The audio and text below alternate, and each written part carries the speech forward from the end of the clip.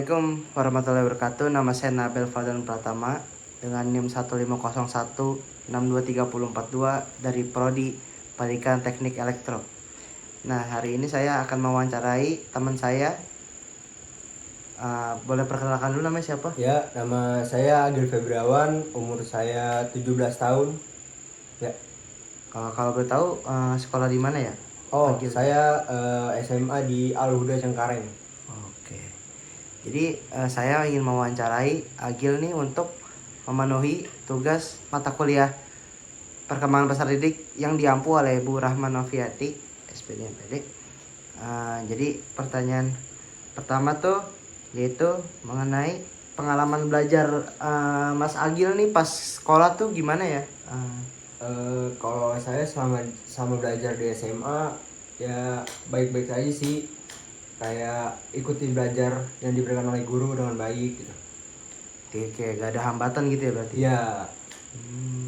Berarti lancar-lancar ya? Ya, lancar. Berarti untuk bisa kita lanjut ke pertanyaan berikutnya, yaitu pertanyaan kedua itu pas sekolah tuh Mas Agil nih pernah ada konflik gak sih dalam sekolah gitu?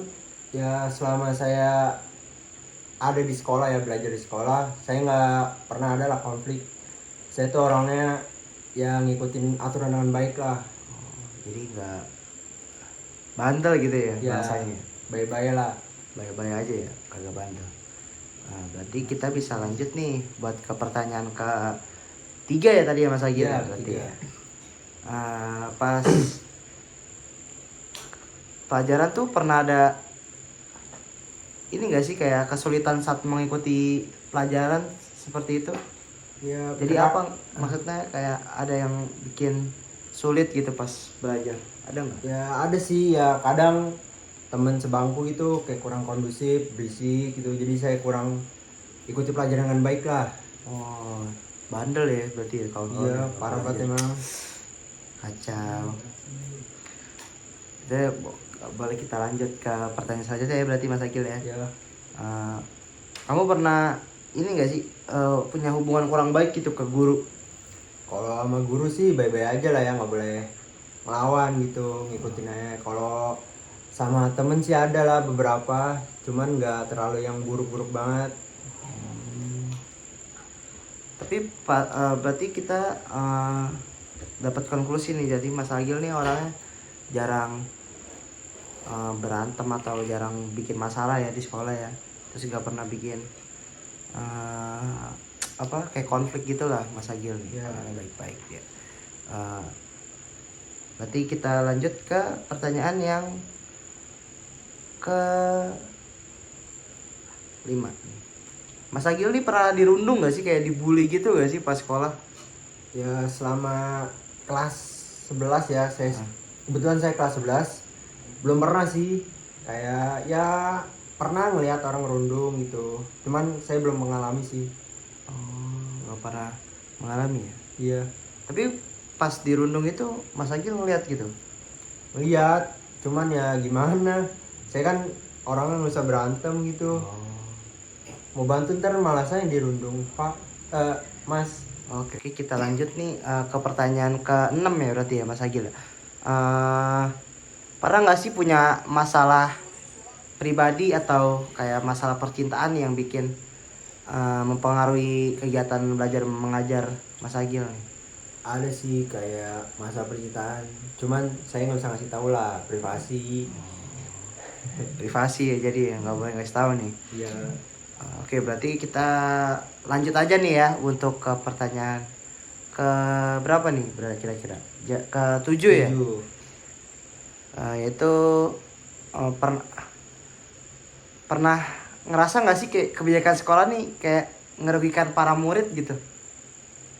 Ada sih di sekolah saya tuh kebijakannya ya apa, setiap hari tuh harus pakai sepatu hitam lah, diwajibin. Kan sekarang mah udah zaman modern ya, sepatu nggak harus hitam juga gitu. Tapi kan kalau sepatu hitam tuh kayaknya rapi gak sih Mas Agil kelihatannya? Ya, mungkin sebagian orang ngomongnya gitu lah ya, cuman kayak bosen gak sih hitam mulu gitu, mungkin adalah hitam putih gitu, Oh, oke oke perpaduan oke. warna. Jadi harus full hitam tone gitu ya, tone Iya hitam gitu ya. hitam, termasuk juga kaos kakinya Oh, maksudnya juga. harus hitam. Iya. Oh. Terus kalau gitu kita lanjut ya ke pertanyaan selanjutnya itu, eh, menurut Mas Agil nih sekolah swasta nih lebih baik gak sih dibanding sekolah di sekolah negeri gitu, kayak sekolah swasta tuh lebih ada kelebihannya lah kalau pas di swasta itu, ada nggak sih?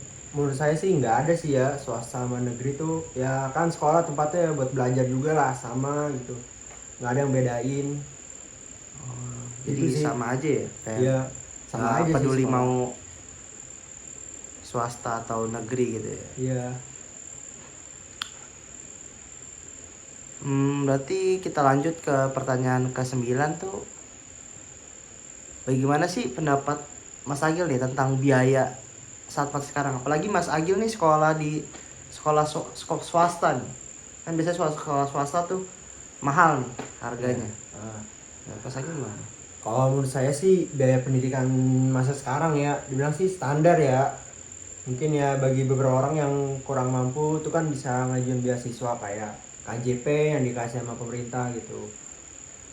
Tapi Mas Agil nih dapat nih KJP. Kalau saya sih enggak sih. Maksudnya saya mampu cuman agak kurang mampu juga. Oh, jadi Kayak di di tengah-tengah tengah-tengah gitu ya. ya. Tapi Mas Agil ngajuin KJP. Enggak. Oh enggak. Kalau gitu kita lanjut nih ke pertanyaan selanjutnya nih. Eh, Menurut Mas Agil nih lingkungan belajar saat sekolah nih ini gak sih, pas di swasta nih ngenuntunnya nih ke arah yang positif atau sebaliknya nih kayak menghambat pelajar atau gimana nih? Ya itu sih tergantung individunya ya. Biasanya orang bilang kalau di swasta tuh biasanya bandel-bandel lah, suka tawuran. Cuman kan kalau saya tuh saya bisa memilih lah mana yang lingkungan yang positif, mana negatif gitu. Oh, jadi Mas Agil nih bisa memilah-milah ya Ya untuk teman-teman saat ini. ini sih saya ya ke positifnya aja lah. Kayak lingkungannya berarti Mas Agil nih bisa memilihnya ke arah positif ya, Ya, gak gampang terpengaruh nih. betul. Oke, berarti untuk mungkin pertanyaan nih ke 11 nih. Ini SPP yang dibayar ke sekolah nih fasilitas Mas Agil nih menurutnya sekolahnya nih fasilitasnya bagus atau tidak mencerminkan dengan harga SPP yang Mas Agil bayar ke sekolah nih? Menurut Mas Agil. Sama Kalau sekolah 2 di tahun. sekolah saya ya dengan SPP yang saya bayarkan, yang saya rasain fasilitasnya tuh kayak kurang mampu lah, kayak di sekolah lain lah mungkin ya. Kayak toiletnya tuh kayak kurang higienis, airnya kadang suka mati, terus mati lampu, sama kayak nggak ada proyektor lah ya kan, proyektor sama sekarang tuh buat presentasi lah, cuma kalau di sekolah saya tuh nggak ada gitu, nggak dipakai malah. Terus kalau misalnya mau presentasi proyektornya gimana?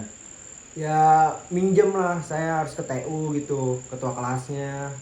Oh, berarti di kelas-kelas tuh nggak disediain proyektor ya Ya untuk kalau presentasi? ada pun paling juga mati, nggak bisa dipakai gitu. Terus tidak ada ini, kagak ada kayak sekolah ini nggak berusaha buat ini, berusaha Nah buat itu saya juga mikirin juga itu kenapa dengan SPP yang saya bayarkan selama ini nggak ada perubahan gitu lah sama sekolah saya. jadi kayak nggak ada tujuannya ya. Oke, mungkin wawancaranya segini saja ya buat Ya. Mas Agil. Terima kasih ya udah membantu saya buat memenuhi tugas wawancara perkembangan peserta didik nih. Terima kasih ya Mas Agil, semoga bisa masuk di universitas yang ingin dicapai nih. Wabillahi taufik wal hidayah. Wassalamualaikum warahmatullahi wabarakatuh. Nah, sekarang saya bakal ngejelasin mengenai analisis wawancara yang saya akan sangkut pautkan dengan teori psikoanalisa. Nah, dari wawancara yang telah saya lakukan, saya setelah melakukan analisa dengan menggunakan teori psikoanalisa nih. Jadi ketika saya mendapatkan jawaban dari narasumber, saya tuh memahami dinamika psikoanalisisnya itu kayak saat belajar tuh kan umumnya menyenangkan menurut dia nih yang saya wawancara. Tapi dia memiliki hambatan kecil. Jadi menurut saya tuh menunjukkan bahwa ego dari siswa tersebut mampu mengatasi tantangan yang menjaga keseimbangan antara kebutuhan mendesak dan tuntutan dunia nyata. Terus ketika narasumber menyatakan tidak mengalami konflik di sekolah, kemungkinan itu represi dari narasumber, yaitu dia mendekan konfliknya ke alam bawah sadar untuk menghindari kecemasan dari konflik yang terjadi. Kesulitan mengikuti pelajaran mengakibatkan gangguan dari teman sebangku yang mencerminkan pengaruh dari faktor eksternal terhadap kemampuan belajar dan mungkin menunjukkan transferensi, di mana reaksi emosional terhadap orang lain mempengaruhi konsentrasi dalam belajar. Hubungan yang baik dengan guru, tapi kadang dia kurang baik dengan beberapa teman, menunjukkan bahwa fungsi ego berhasil memenuhi harapan dari otoritas. Tetapi mungkin ada konflik internal atau sebuah gambaran yang berlebihan, atau dalam kurung overthink itu mempengaruhi hubungan dengan teman-temannya. Ketika siswa menyatakan tidak pernah mengalami perundungan, ini menunjukkan lingkungan belajarnya tuh dia stabil dan aman, sehingga ego jarang atau bahkan tidak pernah menggunakan mekanisme pertahanan untuk mengatasi trauma atau kecemasan yang ditimbulkan oleh bullying atau perundungan tersebut. Terus narasumber tuh juga pernah mengatakan dia mengalami masalah percintaan, namun dia tidak ingin menceritakannya lebih lanjut karena itu merupakan sebuah privasi. Itu menyatakan bahwa dia mengalami konflik antara keinginan emosional untuk menikmati percintaan di masa SMA dan keinginannya untuk menuntut akademiknya di waktu SMA. Itu ya super ego. Nah, yang tadi percintaan tuh it-nya ya. Nah, dari kedua ini kita memerlukan ego untuk mempertahankan rasionalismenya. Nah, ketidakpuasannya terhadap kebijakan sekolah yang dianggap tidak relevan pada masanya, ini menunjukkan perlawanan terhadap otoritas yang dirasa terlalu mengekang superego, yang bisa menjadi bentuk protes atau regresi terhadap pandangan netral. Nah, dia juga berpendapat bahwa swasta dan negeri itu tidak ada bedanya, yang berarti dia menunjukkan pandangan yang netral. Dan ini menunjukkan fungsi egonya yang sudah matang dalam melihat esensi pendidikan sebagai sarana belajar tanpa mempengaruhi stigma sosial.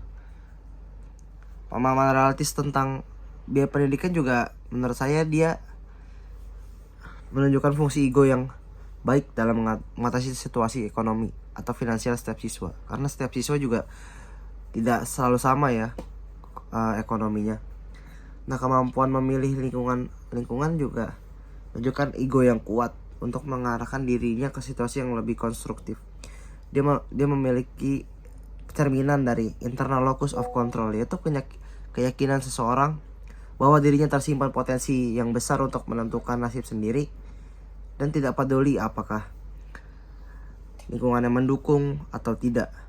Yang penting dalam pengalaman pribadinya dia ini sehat.